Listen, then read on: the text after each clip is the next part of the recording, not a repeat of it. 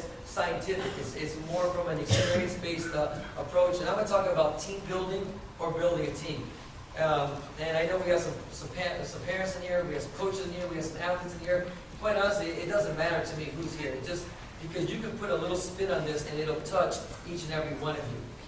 And a team doesn't have to be a big team. I mean, some of us are fortunate to have 40 people in our gym. Some people have one. And even if it's a one-person team, you still have a coach, a parent, and an athlete. So really, even that is a little bit of a team. So I'm going to address three different phases. The first phase that I'm going to talk about is traditions in building a team. And again, remember, if it's a one-person team or a 20-person team, there is no difference. Traditions, what are they and how do they impact us? For me, traditions are one of two things. It's something that's preset by time or experience, or it's something that you're setting out to establish. So if you're having a brand new team, you're trying to set this up, you don't have any tradition. You're starting from the beginning. So you have to say, you know what, this is what I want to represent. This is what's going to be a staple for me in my program. So for example, something that's very simple for peak performance in Miami when I started, something as simple as colors. Our colors are blue and gold. Something simple as when we start class, it's a dumb tradition, but it's something that we do. We don't bow in. We never bow. I say, let's go. Everybody gets down to the end, but we always bow out. Something as simple as doing a team cheer every practice. Something as giving a high five every practice. Those are little, and they seem like they're minute, but it's something that kind of builds a little bit of character in us, and it gives us something to revert back to. We have a crazy, it's a tradition, it's almost like a rite of passage. We have something that we call the circle drill. And everybody hates the circle drill. And the circle drill for us is personal to us. It may not be good for some schools, it may not be good for some people, but what we do is we make a circle, and it's almost like a gang initiation. You have to fight 5 people for whatever time period I say. It could be 30 seconds, 45 seconds, or 1 minute.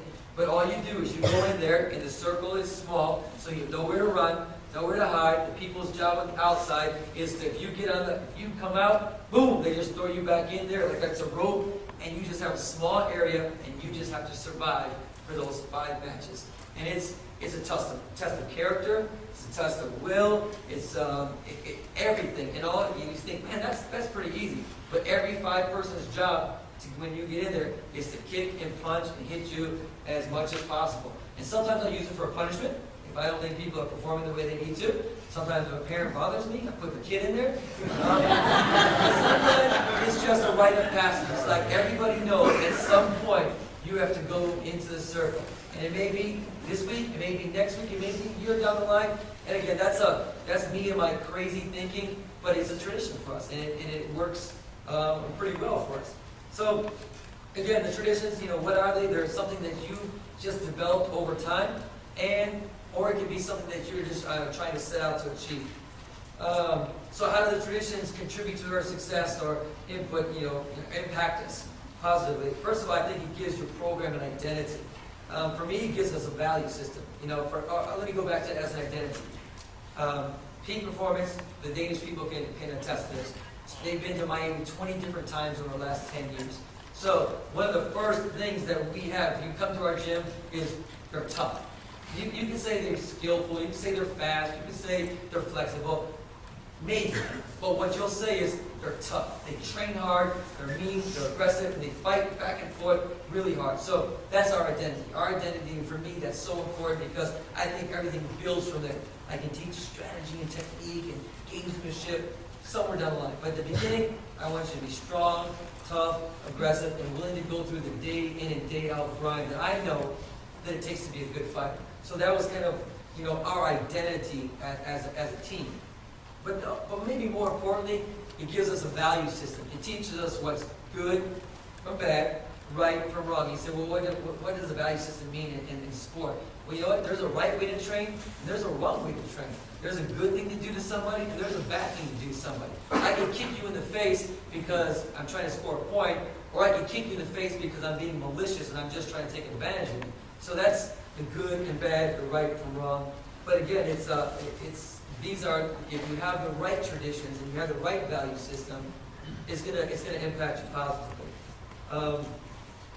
of course, obviously, we're never perfect in our value systems, but still, it's good. So for me, finally, I think the last thing on your traditions, it helps you sustain your program because it should never be trendy. And that's, I'm going to talk something a little bit later. There's all these trends, whether you wear this, or you wear that, or you talk like this, or you kick like that, or you act like this because this is in vogue now. You wear your pants down like that because it's trendy. But you know what? Your tradition never changes. It never comes and goes. It's always constant. So if you do that in tough times, when things aren't going the way you want competitively, you can always go back to your core values, and that's your tradition.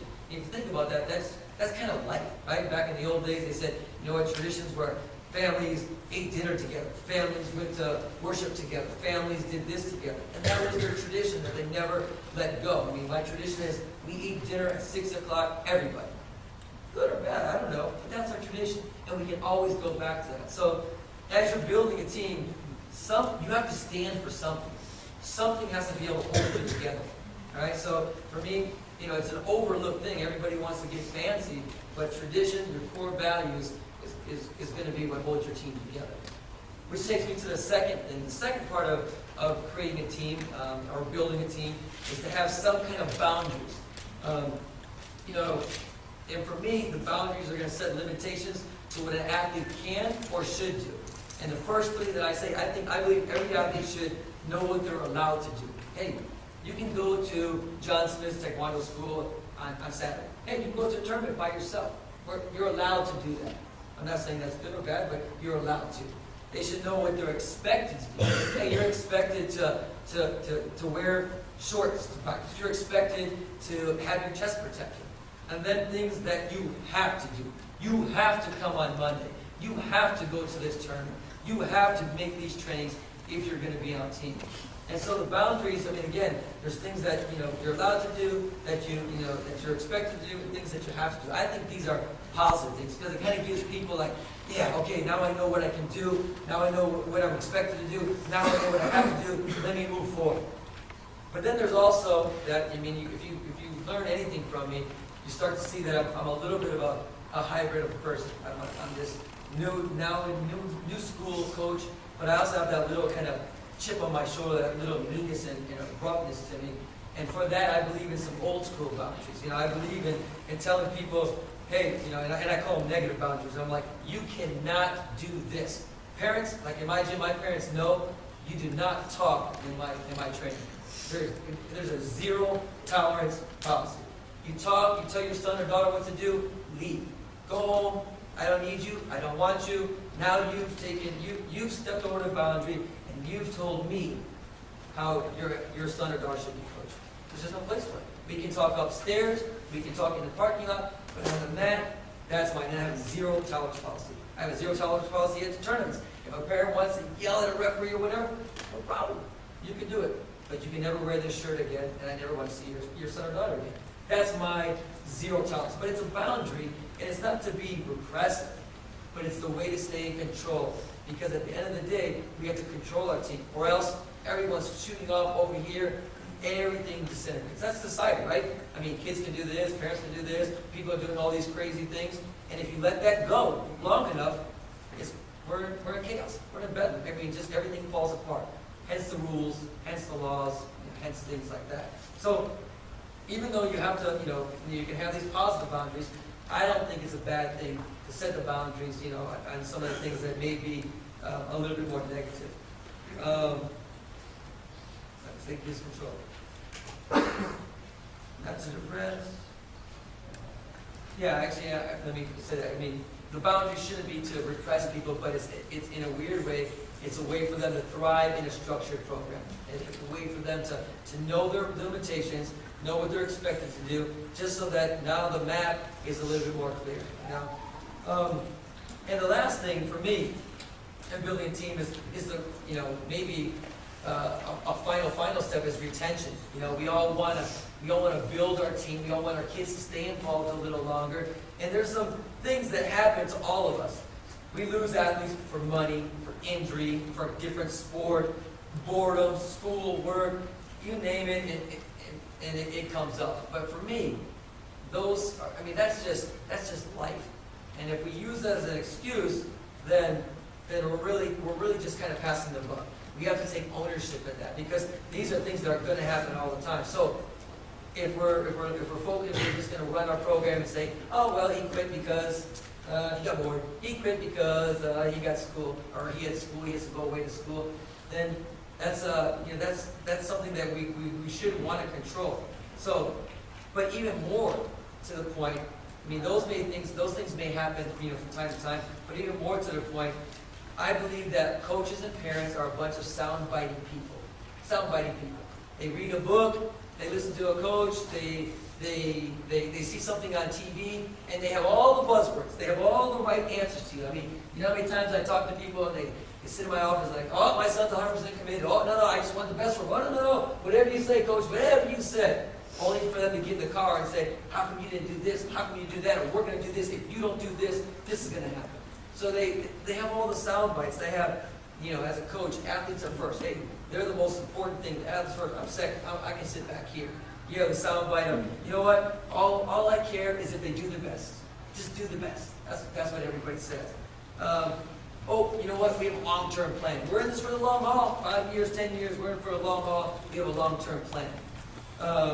And probably, one of the more popular ones nowadays is, and it's something that I talked about a long time ago, is the performance versus results. No, we're not looking at the results. No, we're just looking at the performance. We want them to get fast. You know what? They gave me a lot of effort today.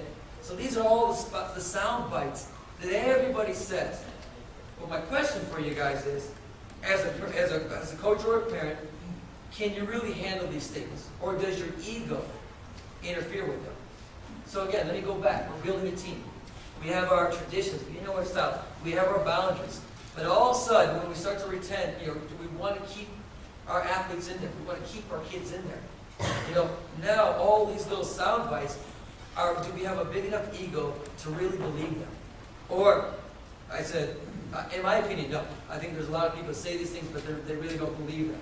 So I asked myself, maybe you should ask yourself, do you have to win, whether you're a parent or a coach? Do you have to win because you don't want to be embarrassed by your athlete? You want to be embarrassed by your student. You don't want to be embarrassed by your son or daughter. So you're like, I have to, they got to win. All right?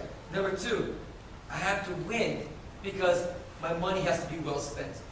My money has to, you know what, man, we're going to California for nationals next year. I got to play for an airfare and this and that. You better win. You lost your first match. Are you serious? You laugh, but I hear it. 3, oh man, coach, I gotta win, man. I gotta win because I want all these coaches to think that I'm a good coach. I need my athletes, I'm going to this little tournament today, and I need all these 4 kids to win. If my 3 good kids lose, oh my God, they're gonna think that I'm not a good coach anymore. Huge question. And probably maybe something more specific to families, moms, dads. You know what? I need my kid to win because I don't want my friends and family members thinking that we're wasting our time on some karate thing. Oh my gosh, are you guys, another Saturday you guys can't come to the dinner? Another weekend that you guys got to be gone? So you're validation that you're worried about that. So if you think about that, sometimes these things indirectly affect our retention. Because these are the things, these are outside influences that we put on our kids. So, I say, hey, they're going to quit because they're bored. Okay, we got that. But what do we do that really affect the retention of our kids, of our athletes? So, those are some tough questions that you might want to ask, but I think that they're worthwhile. They're really worthwhile. When I take losing athletes personally, really hard, really hard. And that's because I love what I do and I enjoy it. I want to see it all the way to the end. But I rarely blame the athletes for quitting. I rarely say, with more experience they'll win. For me, I put it right on myself because I know even if that's the easy way out, there's maybe something more that I could do. But that's me as a person. So what I would say is caution yourself from blaming. Caution yourself from saying, oh, it just happened. Because really, it's easy. It's really easy to do that. But if you take it a little more personally and kind of step back and think about some of the things I'm talking about, chances are you're going to relax a little bit more. you're going to be a little bit more, prepared to keep them and motivate them into the program. So, what are my keys? The first thing I say is, have fun. Have fun with everybody. And this is tough. I say that first because we're in a combative sport. And I don't know all you guys, but I doubt that there's anybody meaner than me in this room. Because, where I grew up and what I had to do to get where I had to go to, places I've been to fight, in the ring and out of the ring, this is bragging, but I don't think there's many people more mean than me. But you have to have fun. And you have to have fun with everybody. When these kids go out there, I see how tense they are. They're like, I gotta match up. But I love when they smile. I love when they shake a hand. I love when they talk. Because if you have fun, you're going to stay in it a lot longer. Second one I just mentioned right there, smile. My girlfriend, a long time before she was my girlfriend, we've known each other for 20 years. But, 20 years. And the joke about me was, I used to always walk around like this. I was always mad. I didn't think I was mad, but I just didn't talk to anybody. I was just so focused on what I had to do and who I had to coach. Everyone thought I was just this mean person, this too serious of a guy. And then if you get a chance to talk to me for 5 minutes, I just make 10 jokes, So, but it was something that I didn't even know I was doing. So I'm like, you know what? Juan, smile a little bit. Have a little more fun with this. Go ahead and work hard all the time. Don't apologize for working hard. Don't apologize for pushing your kids. Don't apologize for pushing your athletes within the plan, because I think it's a good thing. Stay in control of myself and stay in control of your program. Stay grounded, never getting too high and too low. Again, just from personal experience, I have a lot of athletes that go to tournaments, and I'm never going to be so excited about her win and so upset about his loss. Because I'm going, oh my gosh, you won, congratulations. And you're sitting there going, man, I had a tough day today. As a coach, I have to be very, very grounded. I have to be grounded with my program as a whole. Because as soon as you say, we're the best, look at us, we're the kings, guess what? Tomorrow's coming. Tomorrow can be scary. Tomorrow you could be right back on the ground. So make sure you stay grounded. And remember that you have to be ready to turn the page at any time. Because your program can never, even though we're talking about retention, can never be about one person. You have to be able to cut the strings for the betterment of the program. Again, one of the zero tolerance policies I have in my gym is, you know what? Nobody is worth cutting. Or nobody is above being cut. From my best athlete who's been there the longest to my newbie. If they get out of line and they embarrass the program, or they embarrass me, or they embarrass the family or themselves, you know what? At any time, I have to be able to say, you know what? It's not about you anymore. It's about the rest of this team. And when I do that, it gives that feeling of family, that feeling of camaraderie, and that truly is how you build a team. So, it's a tough thing to grasp, and I don't think there's any perfect way. But if you just broke it down to traditions, boundaries, and retention, and you fill in the blanks, and you decide what's important to you, or how much of each one to put in, it's a good path, it's a good plan to building a good, solid team. And remember, it doesn't have to be a big team. It could be a small team. So that's all I have for that. Sorry if I get a little personal on some of the ideas and stuff like that, but that's the best way. I'm not an educated person, not a formally educated person. I think I'm well-read and have a lot of life experience and for sure a lot of Taekwondo experience. But that's what I try to give to everybody. Everything you see out there is just from learning and from listening to guys like him and listening to ladies like her and taking all the information I can get to become a better coach, to become a better person, so I can give it to the people that come to these type of events. So I thank you guys for supporting this. Are there any questions? Anything concerning this or anything that we covered today or yes? How do you communicate those boundaries to the athletes and especially to the parents? I believe honesty is, it's kind of like an old policy. Honesty is the best policy, but I think you have to do it right from the beginning. I've made a couple mistakes. I've made a lot of mistakes with my, some parents and coaches where they've done something wrong, or they've done something that I didn't want them to do, or something along those lines. But I didn't tell them they couldn't do that. And so when they did it, I can go and scold them or something, or I can have a discussion with them. But then I kind of put it back on me. I'm like, you know what? Well, you didn't tell them they couldn't do that. So, they're not disobeying you. They're not trying to go against you. They're not doing something they shouldn't be doing. They just did something that they wanted to do. So for me, everything is, I really lay it out on the first day. And let me say this, I have a very different program. I don't have a commercial business, so I'm not teaching a bunch of white belts and yellow belts, and that's a whole other martial art industry. I have athletes, so when they come in, I can sit across from them and I can speak very directly, maybe even on that line of kind of crossing the boundaries with them where they're kind of like, man, this guy's nuts. But that's okay. But that's okay for me because in my world, this is where we're at. And it's for some people, it's not for some people, and that's okay. And I can shake your hand and say, no problem, Mr. Smith. I understand if you think that it's too loud in there with my music. I can understand if you don't like that I wear shorts or, have an earring in my ear. If you don't like it, that's okay. But for me, right up front, right at the beginning, and I think that, as a beginner, I know you have a young team and stuff. I think you have to have a meeting with them. This is what we're going to do. And if it changes, you have another meeting, you add to it, but you just have to set those boundaries early because believe me, they'll break it. Or they'll do something that you don't want them to do. So. Anything else? Yes, sir. Question. You described last year and this year, you described the sport, Taekwondo sport requires total dedication to get to the top. How much of that is the individual skill and individual brings to your school versus your training? Do you feel that anyone that you choose to train can get? Great question. Let me clarify a little bit. So he's saying, does somebody have to come to you with a certain amount of talent to succeed, or can you take anybody and train them and they're going to be successful?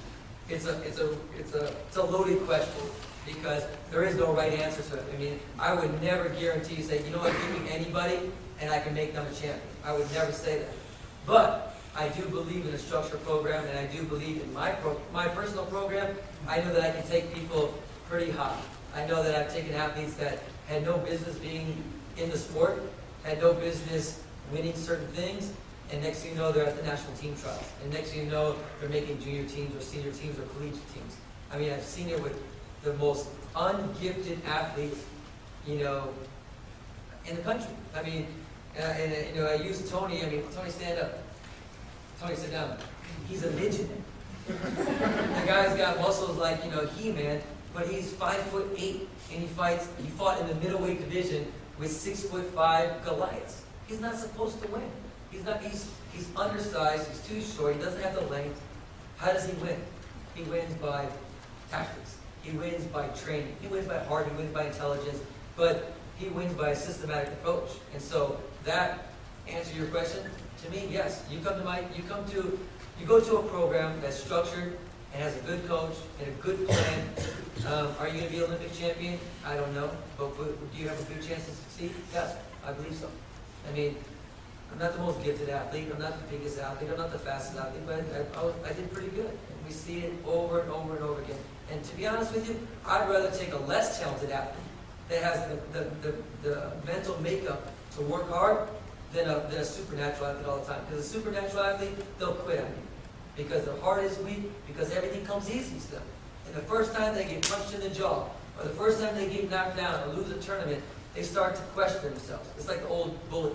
The bully walks around like this until you sock him in the face. And all of a sudden the bully's like, oh, maybe I'm not as tough as I thought I was. So you get these athletes that are super talented, they don't know what to do with their talent.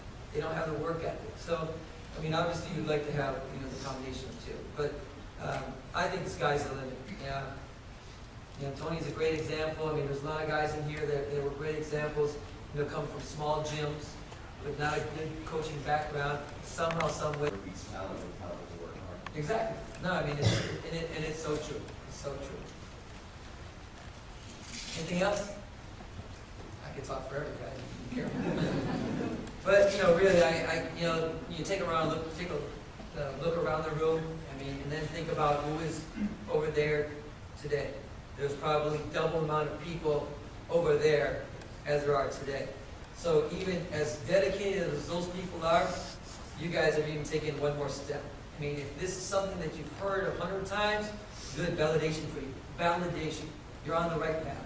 If it's something that's a little new, hey, take this here, take this there, and see if we can help you guys, you know, in the future. But, you know, I thank you for your time. I mean, it means a lot to me to see, you know, these faces and these people, you people coming here and spending, you know, a couple extra time, or a couple extra hours, where you could be relaxing and enjoying this hotel or enjoying Florida. So, thank you guys. We'll see you tomorrow. Remember, starting at a half an hour early at 8:30.